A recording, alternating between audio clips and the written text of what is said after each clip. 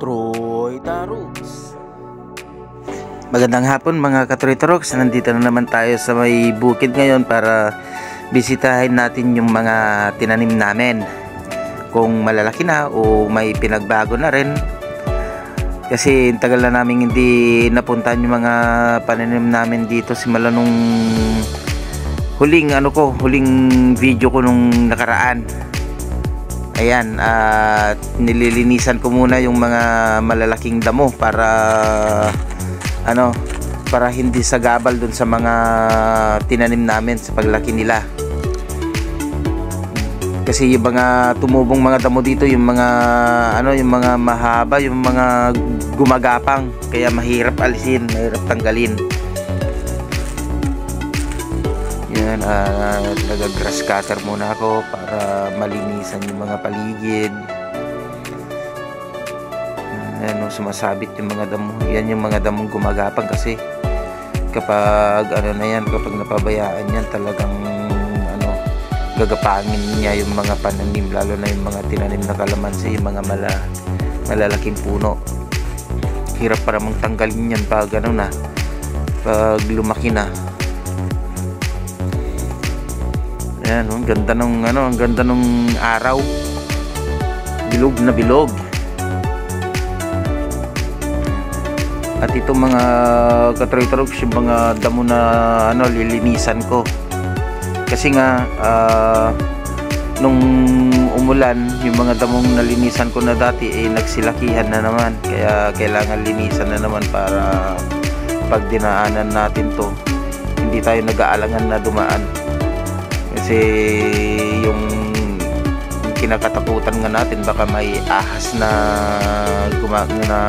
dyan, nakaabang ganon, para makita natin yung mga inaapakan natin.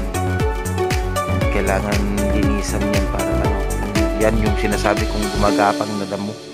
Kapag napabayaan mo yung gumagapang na yan, kapag may tanim ka at ginapangin yung tanim mo, hirap nang tanggalin. Kaya kailangan ng linisan.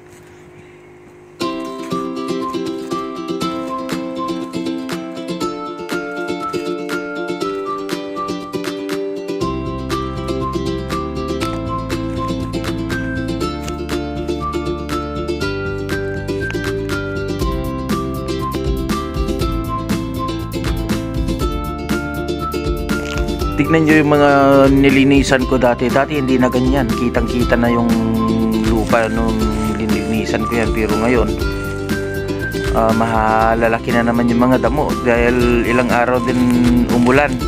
Kaya ganyan na naman yung mga damo. Kaya dapat linisan para pag naglakad tayo dyan ay nakikita natin yung dinadaanan natin. Yan, tignan nyo, nakasapatos na ako ngayon, tapos nagkapantalon na rin. Kasi nga, dyan kagat si misis ng ahas dati, kaya takot na rin kaming nakachinelas, baka di lang natin alam, meron tayong maapakan.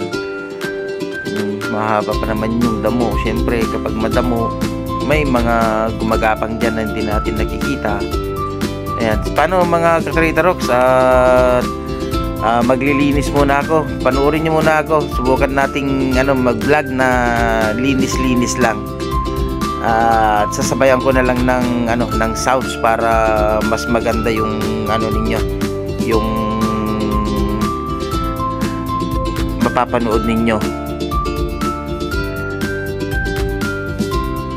Ito nga pala ay short video lang natin to, hindi kagaya nung dati na mahaba. Ngayon short video lang.